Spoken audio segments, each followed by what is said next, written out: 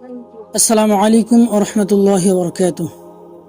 জুলাই আন্দোলনে স্বৈরাচারের পতনের পরে আমাদের এই বাংলাদেশে জাতীয় ঐক্যের একটি বিশাল সম্ভাবনা তৈরি হয়েছিল, যে ঐক্যে সমস্ত রাজনৈতিক দল তাদের সকল মতভেদ ভুলে সকলে একত্রিত হয়ে কিভাবে এই দেশকে সুন্দর করে আবার পুনর্গঠন করা যায়, সকল ধরনের দুর্নীতি, চাঁদাবাজি, সন্ত্রাসী, লুটপাট, হত্যা, ধর্ষণ সব কিছু কীভাবে দেশ থেকে মুক্ত করা যায়, সেই সুযোগ আমাদের কাছে এসেছিল।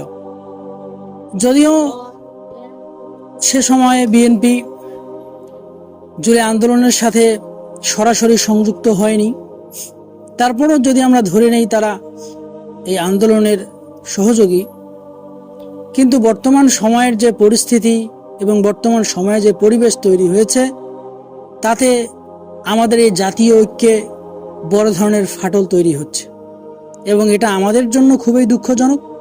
এবং এই ফাটলের দ্বারা আমাদের দেশ এবং আমাদের যে সার্বভৌমত্ব, এটা নিয়ে আমরা শঙ্কিত।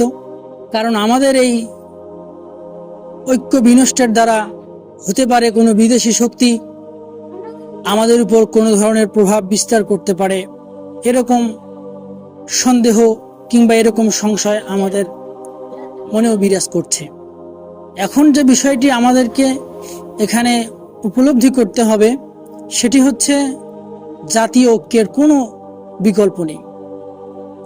এখন এই ঐক্যে কারা বাধা তৈরি করছে, কারা সমস্যা সৃষ্টি করছে, এটা বোঝার বিষয়। জুলাই আন্দোলনের পরে যারা ফ্যাসিবাদ বিরোধী আন্দোলনে অংশগ্রহণ করেছিল, তারা সকলেই তিনটি দাবিতে একমত পোষণ করেছে। তার মধ্যে একটি হলো সংস্কার করতে হবে, দ্বিতীয়টি হচ্ছে বিচার, এবং 3 নম্বরটি হচ্ছে পিআর পদ্ধতির নির্বাচন, অর্থাৎ সংখ্যানুপাতিক নির্বাচন। এই 3টি দাবির উপর সকল ইসলামিক দল থেকে শুরু করে সকল অন ইসলামিক দলও একমত পোষণ করেছে। তার মধ্যে রয়েছে এনসিপি, এবি পার্টি, গণ অধিকার পরিষদ আর অন্যান্য যারা রয়েছে, সকলেই এটার সাথে একমত। বাংলাদেশে যতগুলি রাজনৈতিক দল রয়েছে, তারা সকলেই এর ব্যাপারে একমত পোষণ করেছে, কেবলমাত্র বিএনপি ছাড়া। বিএনপি সংস্কারের পূর্বেই নির্বাচন দিতে চায়, বিচারের পূর্বেই নির্বাচন দিতে চায়।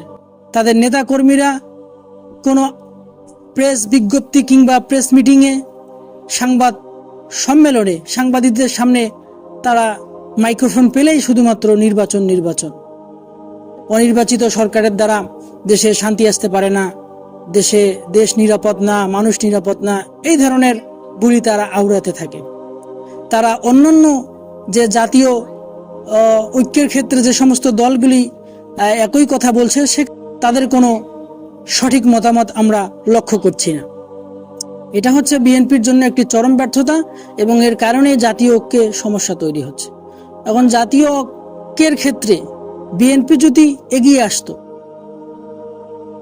আমাদের সমন্বয়করা সার্জিস, হাসানাত থেকে শুরু করে যারা রয়েছেন, ইসলামী আন্দোলনের নেতাকর্মীরা, জামাতে ইসলামের নেতাকর্মীরা, গণ অধিকার পরিষদের যারা আছেন, সিপি থেকে শুরু করে এবি পার্টি, সকলেই যেখানে দেশের ঐক্যের ক্ষেত্রে একমত পোষণ করছে, এখানে কেবলমাত্র বিএনপি আলাদা স্থানে অবস্থান করছে। এটা দেশের জন্য খুবই ভয়ানক।